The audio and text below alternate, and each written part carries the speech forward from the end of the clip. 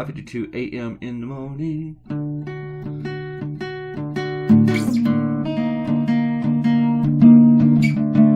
This is episode 5. Let me get this right so Arrow doesn't correct me. Episode 523. I'm doing this cartoon about reparations and combining it with Joe Biden's thing about, well, the segregationists never called me boy. Which is a really, really dumb thing to say, and he still doesn't seem to comprehend. I mean, it's on the level of Donald Trump's inability to comprehend what Joe Biden's doing here. And then he actually, and it was explained to him by Cory Booker. He demanded that Cory Booker apologize to him. Seriously, he'd taken this out of Donald Trump's playbook.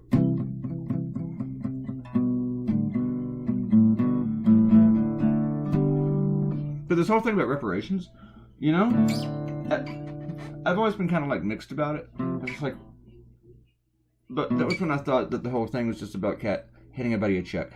You know, no questions asked. It's just a check. Now, let's not talk about it anymore. But that's not it. It's not about handing everyone a check. I don't think so. It seems like reparations would be a way to fix the system, to me. You know, and yes, it would take money, but I don't know what the answer is. Right now, the bill in Congress is to study it, and I think that is the right thing to do. I don't think you can just hand everybody a check. But it seems like it would go a much longer way to do something about the system, because right now society, it is still shaped by the effects of slavery. It really is. I mean, we still have profiling. Black Americans make like 1/16 of what white Americans make. I mean, their household wealth, that's what that is, at 1/16 of it. There's discrimination with jobs, education. So we still have a long way to go in this country, and to me, that's what reparations should be about. I think if you hand everyone a check, that doesn't fix it. It just doesn't solve it at all. So I think reparations is in another way. Which way is that? I don't know yet. I don't know, which is why it needs to be looked into. I'd like to see other people's answers on it.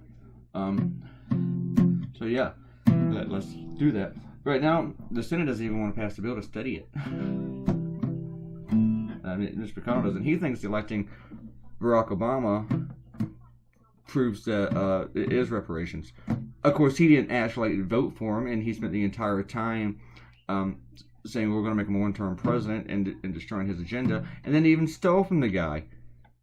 So you can't say reparations have been paid whenever you've never even looked up the IOU, you know? So, anyway, let's do some shadows. We got like 3 more minutes. And we got some. I was going to wait to do this video, but we got some comments from just about everybody, so I was like, hey, let's go ahead and do it. TJ said about the cops who are posting racist memes. Says, no good, dirty thought criminals. What's our next move? Shoot people that possess wrong think memes on site? What can we do? Re-education camps, maybe? What we can do is not hire racist-ass cops. How come it's always conservatives defending the racists? Every time? What up with that? What up with that? It's always some fucknut defending racists. I don't get that. Here's the thing, you're in a government position. You know, when you're in the military, you don't have freedom of speech. It might kind of have to be the same way if you're a cop, you know? But the thing is, it's not that we get to ban their speech. We got to stop hiring racist cops, okay? You look at the speech part of it. How about not hiring racist fucking cops? All right. Robert Coutinho talks about that. As for Errol's comment about free speech, when the cop arrests someone for saying that area be wet, when they are trying to force a suspect into a wet area, that is a major problem with free speech, but not the policeman's free speech. He does not have the right to make statements while in uniform, or more correctly, he is constrained. Okay?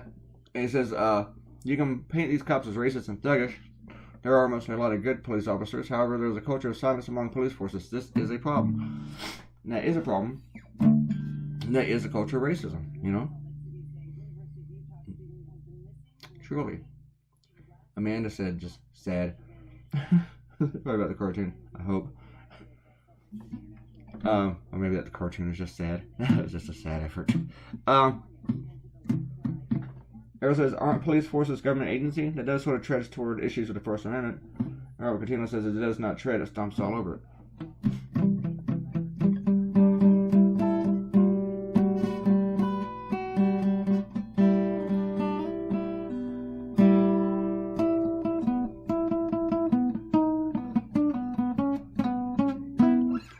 But we're looking at the free speech part of it. I think we just got to stop hiring racist cops. Stop the system. Stop this racist system, you know? Talk about reparations, you know, one sentence. Then we have racist cops on the other. It's like, we don't need no reparations. We don't need reparations. And let those racist cops say whatever the hell they want. Doesn't that kind of prove we need reparations in a way? Excuse me? Doesn't it? Okay. I mean, it's a cop post a meme that says vote Trump. No, I don't think you can fire the cop. Don't think so at all.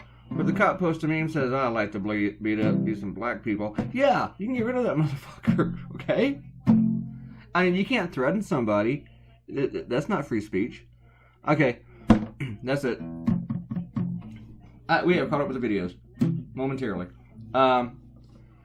Give a comment and I will give you a shout out. And if you click that red button, I will be glad to no, you'll be subscribed. I appreciate that. I can't think. Well, it's not even 6 a.m. yet. So everybody, I will see you later today. Goodbye.